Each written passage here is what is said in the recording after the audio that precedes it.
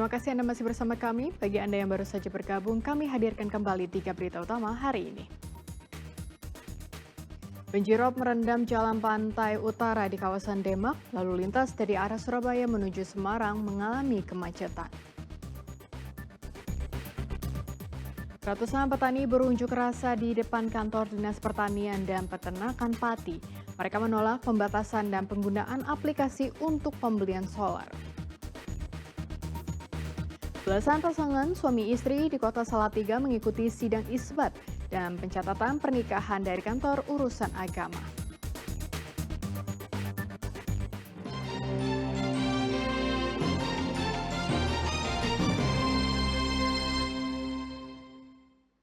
Ratusan petani menggeruduk kantor Dinas Pertanian dan Peternakan Pati. Mereka menolak pembatasan dan penggunaan aplikasi untuk pembelian solar. Petani merasa kesulitan harus mengoperasikan aplikasi.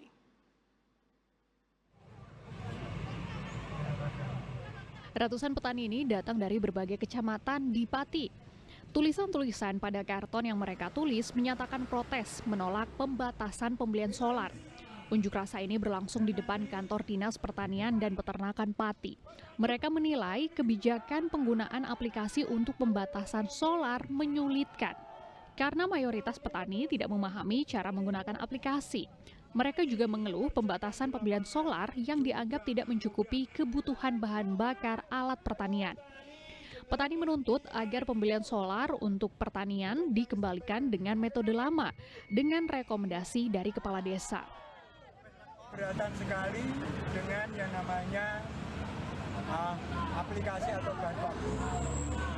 Kita ingin kembalikan kepada regulasi atau surat keterangan di desa saja, seperti yang sudah terjadi. Sehingga petani ini tidak terlalu repot, tidak secara teknologi, karena banyak yang tidak menguasai, tidak sampai di situ. Berarti selama ini surat rekomendasi secara manual.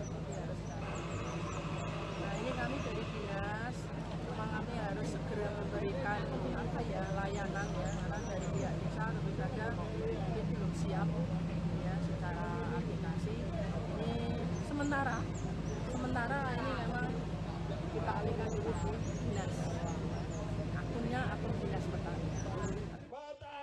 Para petani mengancam akan demo kembali dengan massa yang lebih banyak jika tuntutan mereka tidak dipenuhi. Arif Nur melaporkan dari Pati.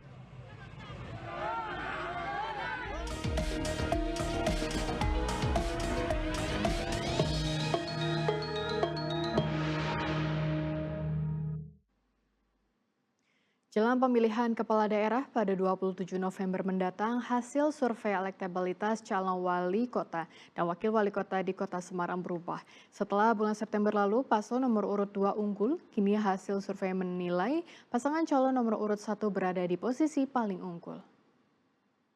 Pada sistem akuntabilitas kinerja instansi pemerintah. Pemilihan calon wali kota dan wakil wali kota Semarang tinggal menghitung hari. Untuk mengetahui visi misi dan rencana program dari setiap pasangan calon, KPU menyelenggarakan acara debat publik. Pasca debat perdana calon wali kota dan wakil wali kota Semarang sepekan lalu, paslon nomor urut 1 Agustina Wilujeng Pramestuti Iswar Aminuddin dinilai unggul dalam survei elektabilitas. Pernyataan itu merupakan hasil survei Aksara Research and Consulting yang dirilis Senin lalu. Pantauan pada tanggal 1 hingga 9 November 2024. Dalam hasil survei itu, elektabilitas Agustina Iswar naik menjadi 45,2%, sedangkan Yoyo Sukawi Joko Santoso turun menjadi 39,5% dari hasil survei Aksara pada bulan Oktober. Kecenderungan tren elektabilitasnya itu naik memang di posisi pasangan nomor 1. Sementara pasangan nomor 2 itu kecenderungan trennya mengalami penurunan yang cukup besar. Artinya apa? Kalau kita bicara tren elektabilitas, kalau dia mendekati masa-masa pencoblosan 1 minggu atau 2 minggu, dia akan susah berubah. Ketika dia naik, trennya pasti akan naik. Dan ketika dia turun, ya juga akan turun.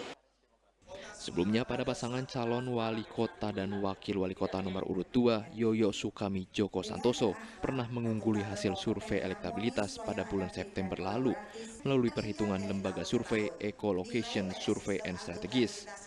Tetapi survei tidaklah menggambarkan secara tepat perolehan suara pilkada.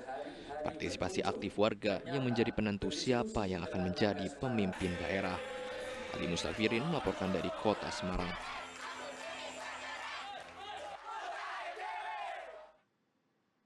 Calon Gubernur Jawa Tengah nomor urut 1, Andika Perkasa belusukan ke Pasar Rakyat di Blora. Andika membeli barang dagangan para pedagang, lalu diberikan secara gratis kepada para pengunjung.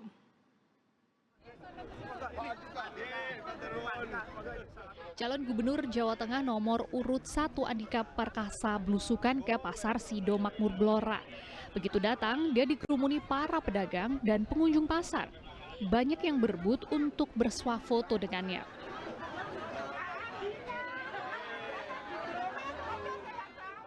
Kunjungan Andika untuk menyempatkan diri berbincang dengan para pedagang. Andika menerima keluh kesah dari para pedagang yang mengaku akhir-akhir ini penjualan lesu. Andika kemudian membeli barang dagangan para pedagang. Beberapa diborong lalu diberikan secara gratis kepada para pengunjung.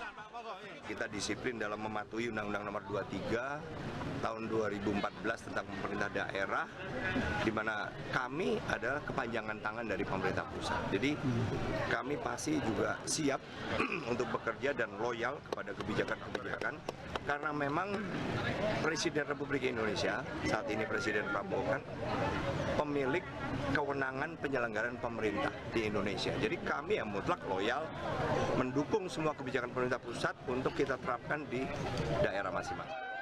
Andika berada di pasar selama 30 menit. Keluhan pedagang rata-rata sama, yakni penjualan yang lesu.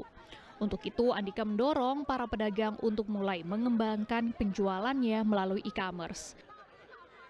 Arif Nur melaporkan dari Blora. Calon Gubernur Jawa Tengah nomor urut 2, Ahmad Lutfi mengunjungi sebuah pabrik pemproduksi alat-alat kesehatan di Kota Semarang. Ia menyatakan rasa bangganya terhadap produk lokal dan membeli langsung 1 unit kursi roda elektrik untuk putranya.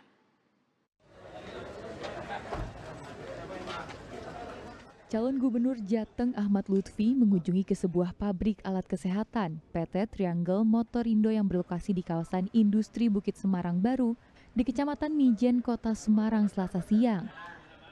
Lutfi ingin mengetahui serapan tenaga kerja, penjualan, hingga persoalan-persoalan produksi hingga distribusi. Saat berkeliling di ruang-ruang produksi, mantan Kapolda Jawa Tengah ini melihat kursi roda elektrik yang ditata berjajar dan siap dipasarkan. Ahmad Lutfi pun berhenti dan melihat detil bagian-bagian kursi roda dan mencoba menaikinya. Dan secara spontan membeli produk ini untuk anaknya yang berkebutuhan khusus untuk menunjang aktivitas keseharian. Ahmad Lutfi mengungkapkan rasa bangganya pada produk lokal yang diproduksi anak-anak bangsa. Ownernya sini mampu untuk eksis. Oleh karena itu, dari pengalaman COVID dengan perusahaan yang tetap eksis ini tanpa mengurangi pekerjaan dan PHK. Hebat ini perusahaan, makanya hari ini saya datang. Itu satu.